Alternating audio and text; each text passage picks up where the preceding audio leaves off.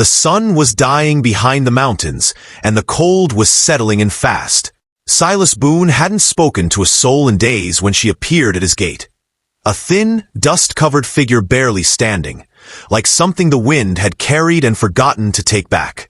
He looked up from his fence, eyes narrowing. 17, maybe 18. Too young to carry that kind of silence in her eyes. She didn't step forward, didn't beg, didn't cry. She just looked at him and asked, "Mister, is there anywhere in these parts a person could sleep tonight?" Silas had been alone on this ranch for 6 years. 6 years since his wife died. 6 years since the laughter left this house. The girl shifted her weight from one foot to the other. She carried no bag, no belongings, nothing but the dress on her back and a thin shawl that would do nothing against the mountain cold once night fully settled. She was waiting for his answer, but she was also ready to run. He could see that. He had seen that look before, on wounded animals, on soldiers after battle, on his wife in the final months.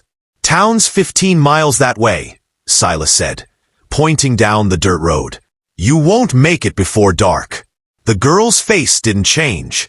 She had already known that. She had walked all day to get here, and she had nowhere left to go. Silas looked at her. He looked at his empty house behind him. He made a decision he hadn't made in 6 years. "You can sleep in the barn," he said. "Hay's clean. Blankets in the trunk." The girl blinked. Something flickered across her face. Not quite relief. She had forgotten how to feel relief. But something close. "I can work," she said quickly. "I can cook. Clean. I don't eat much." Silas shook his head. Didn't ask for anything. He turned back to his fence. Barn's the first building on the right. Her name was Lily Mayfield. She told him that the next morning when she appeared at his kitchen door with an armful of eggs she had found in the chicken coop. She had been up since before dawn, had cleaned the barn top to bottom, had fed the horses and mucked 2 stalls. Silas stood in his kitchen doorway and stared at her. "You don't have to do all that," he said. "I know," she said. "I wanted to." She held out the eggs. "I made breakfast too. Found the skillet in the barn. Hope you don't mind." Silas didn't know what to say. No one had made him breakfast in 6 years. He stepped aside and let her in. She moved through his kitchen like she had been there before. Quiet. Efficient. She found the salt without asking, the coffee without being told. She set 2 plates on the table, then stopped. "Do you want me to eat outside?" she asked. Silas looked at the second plate.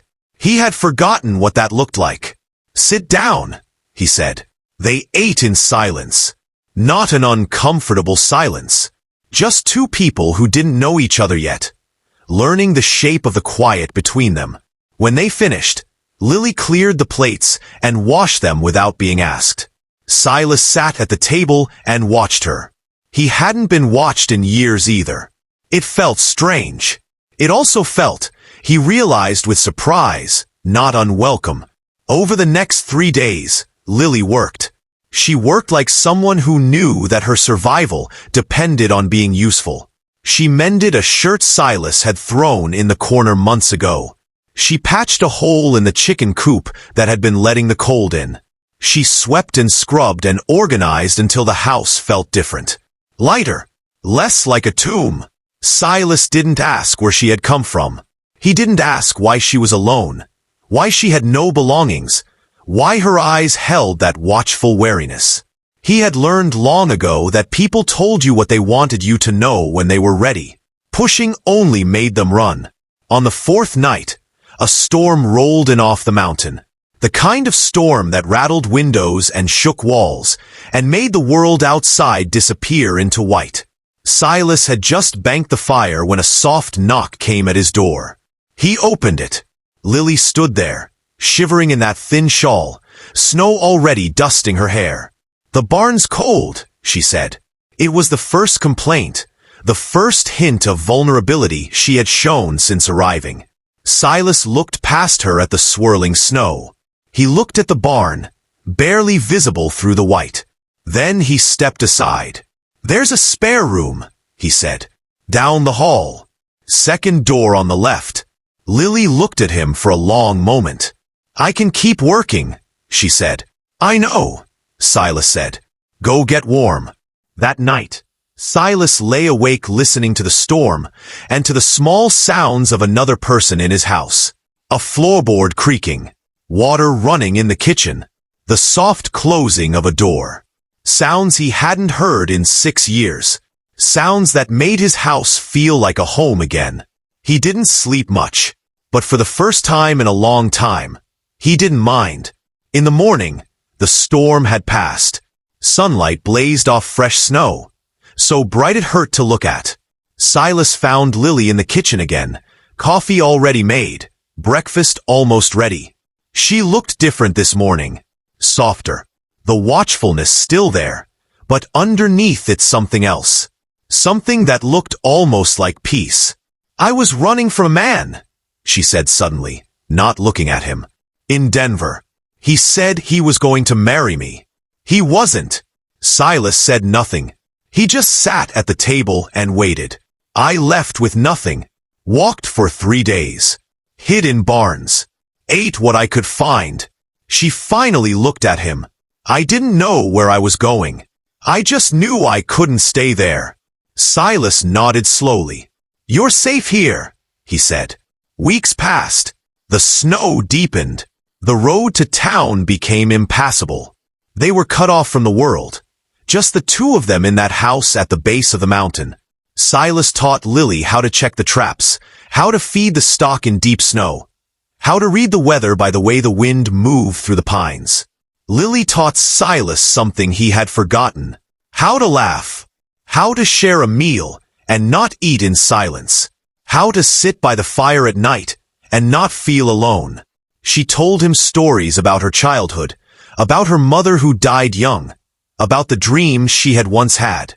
He told her about his wife, about the grief that had swallowed him, about the years he had simply existed instead of lived.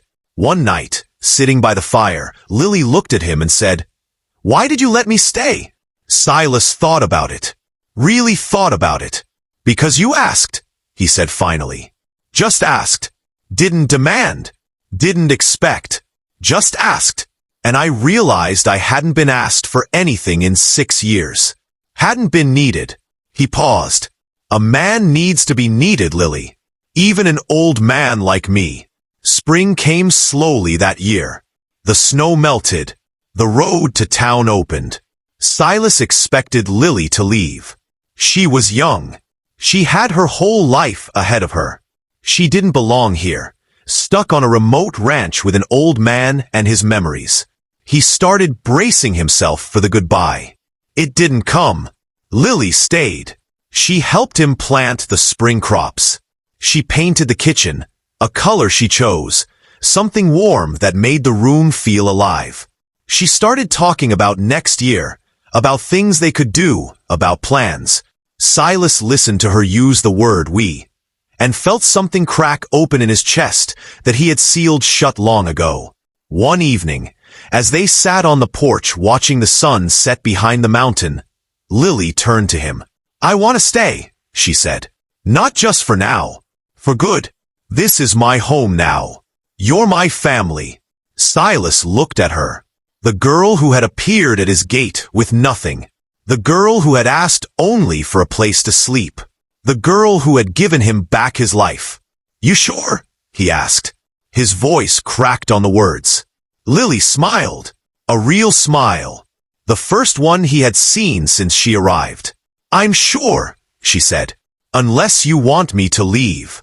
Silas shook his head. He couldn't speak. He just looked out at the mountain, at the land he had worked for 30 years, at the house behind him that was no longer empty. That night, Silas Boone knelt beside his bed for the first time in 6 years. He didn't pray exactly. He just sat there in the dark, feeling grateful.